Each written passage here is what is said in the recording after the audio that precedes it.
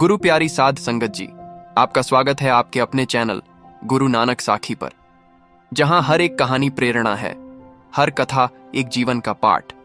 और आज की यह कहानी उस समय की है जब मानवता को सच्चाई, त्याग और धर्म के मार्गदर्शन की सबसे अधिक आवश्यकता थी। तब महान संतों और गुरुओं ने अपने जीवन से यह दिखाया कि ईश्वर के प्रति आस्था और आत्मिक शक्ति कैसी होती है। आज की इस साखी में हम जानेंगे एक ऐसी प्रेरणादायक कथा जो बताती है कि आत्मविश्वास और धर्म की राह पर चलने वाला हर व्यक्ति असंभव को भी संभव बना सकता है। गुरु नानक देव जी ने भी जीवन के हर पड़ाव पर हमें यह सिखाया कि केवल बाहरी दुनिया में नहीं, बल्कि हमारे भीतर भी परमात्मा का निवास है। उनकी शिक्षाएं हमें बताते हैं कि सत्य, सहनशीलता और सच्चे प्रेम में कितनी शक्ति होती है। तो चलिए, आज की इस अद्भुत कहानी के माध्यम से हम आत्मबल, त्याग और आस्था के उस प्रकाश को समझते हैं जो हर युग में प्रेरणा बनकर हमारी राह को प्रकाशित करता है। यह कहानी उस समय की है जब भारतीय उपमहाद्वीप में महान संत, तपस्वी और धर्म के अनुयायी मानवता के लिए आदर्श प्रस्तुत करने का कार्य कर रहे थे। उस समय के ऐतिहासिक संदर्भ में यह कथा धार्मिकता, त्याग, तप और आस्था के प्रतीक के रूप में जानी जाती है। यह कथा हमें यह सिखाती है कि आध्यात्मिकता, आत्मनिर्भरता और ईश्वर के प्रति आस्था में कितनी शक्ति होती है। चंदनपुर नामक नगर में राजा दधिवाहन और महारानी धृणी की पुत्री चंदनबाला का जन्म हुआ। उनका पालन पोषण एक ऐसी संस्कृतियों और परंपराओं में हुआ जो पूरी तरह से धर्म, त्याग और सहनशीलता पर आधारित थीं। चंदनबाला बचपन से ही अत्यंत सौम्य, सज्जन और सुंदर थीं। उनके चेहरे पर एक अपूर्व चमक थी जो उनके दिल की पवित्रता को दर्शाती थी। चंदनबाला का जीवन बहुत ही अलग था, क्योंकि वह अपने शारीरिक सौंदर्य से कहीं अधिक मानसिक और आत्मिक सौंदर्य की ओर अग्रसर थीं। उनका मानना था कि बाहरी सौंदर्य क्षणिक है, जबकि आंतरिक सौंदर्य अनंत और शाश्वत होता है।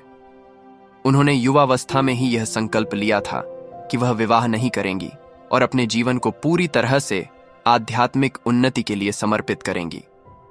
उनकी माता पिता ने उनकी इच्छाओं का सम्मान किया और उन्हें पूरी स्वतंत्रता दी। चंदनबाला का जीवन बहुत ही कठिनाइयों से भरा था, लेकिन उनका संकल्प और आस्था हमेशा मजबूत रही। एक दिन कौशांबी के राजा शतानीक ने चंपा पर आक्रमण किया। युद्ध के दौरान चंदनबाला को बंदी बना लिया गया और बाद में दासी के रूप में बेच दिया गया। यह एक अत्यधिक दुखद घटना थी, लेकिन चंदनबाला का आत्मविश्वास और धर्म के प्रति आस्था उसमें भी फीकी नहीं पड़ी। चंदनबाला को एक व्यापारी धनवाह शेठ ने खरीदा और अपने घर में उनकी अच्छी देखभाल की। धनवाह शेठ ने उसे अपनी बेटी की तरह पाला और उसे घर के सभी कामों में भाग लेने दिया। हालांकि धनवाह शेठ की पत्नी मुला शेटानी चंदनबाला से अत्यधिक जलन करती थीं। वह चंदनबाला की सुंदरता और उसकी सरलता से जलती थीं। एक दिन जब मुला शेटानी को मौका मिला, उन्होंने चंदनबाला के बाल काट दिए और उसे बंदी बना लिया। उसे 3 दिनों तक बिना भोजन और पानी के रखा गया। इस अत्यधिक कठिनाई के बावजूद चंदनबाला ने आत्मबल और आस्था को बनाए रखा। उनका मानना था कि यह समय भी एक परीक्षा है और अगर वह धर्म और आत्मा के मार्ग पर दृढ़ रहेंगी तो एक दिन भगवान उनकी मदद जरूर करेंगे। इसी समय भगवान महावीर का आगमन हुआ।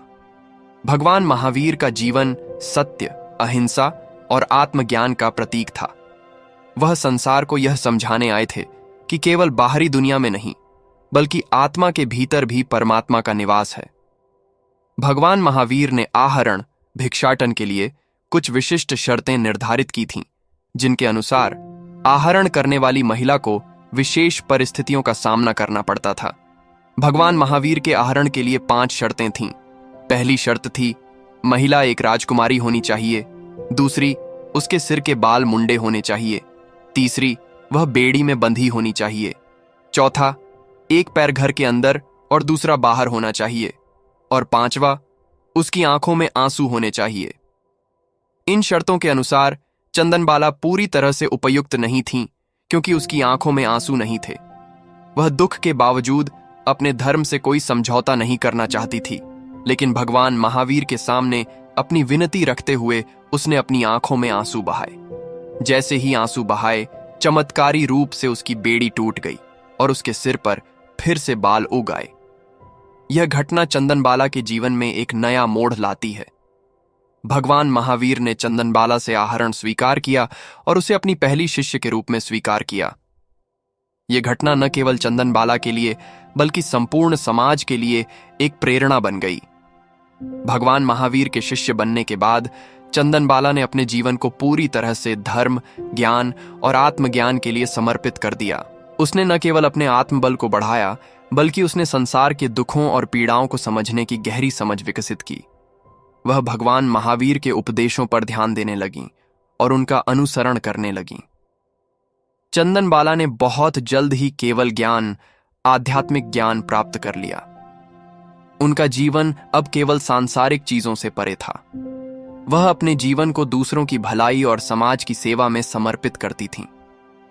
उन्होंने समाज के हर वर्ग को यह समझाया कि जो व्यक्ति अपनी आस्था और आत्मबल के साथ जीवन जीता है, वह न केवल अपने दुखों को दूर कर सकता है बल्कि समाज के लिए भी एक आदर्श बन सकता है। चंदनबाला का जीवन न केवल उनकी आस्था का प्रतीक था बल्कि यह उस समय के समाज के लिए एक सशक्त संदेश था। वह हमेशा यही सिखाती थीं कि आत्मविश्वास और आस्था के साथ कोई भी कठिनाई बड़ी नहीं होती। उनका जीवन एक उदाहरण बन गया कि कैसे किसी व्यक्ति का संकल्प और विश्वास उसे महानता की ओर ले जा सकता है। चंदनबाला की कथा न केवल एक व्यक्तिगत संघर्ष की कहानी है बल्कि यह उस समय की सामाजिक और धार्मिक प्रथाओं के संदर्भ में भी महत्वपूर्ण है। उनका जीवन यह दर्शाता है कि आस्था, धर्म और आत्मविश्वास के साथ किसी भी समस्या का समाधान संभव है। उनकी साधना और समर्पण से यह भी सीखने को मिलता है कि एक व्यक्ति का जीवन केवल उसकी शारीरिक स्थिति पर निर्भर नहीं करता बल्कि उसकी मानसिक और आध्यात्मिक स्थिति उसकी वास्तविक शक्ति होती है।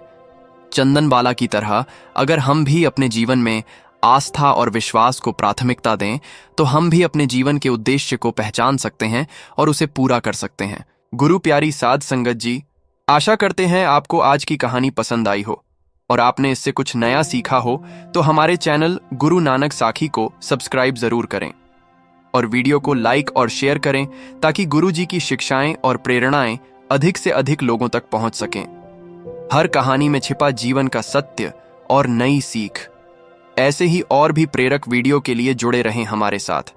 अगर कहानी सुनाते हुए हमसे कोई भूल हो गई हो तो कृपया हमें माफ करना। वाहे गुरु जी का खालसा, वाहे गुरु जी की फतेह।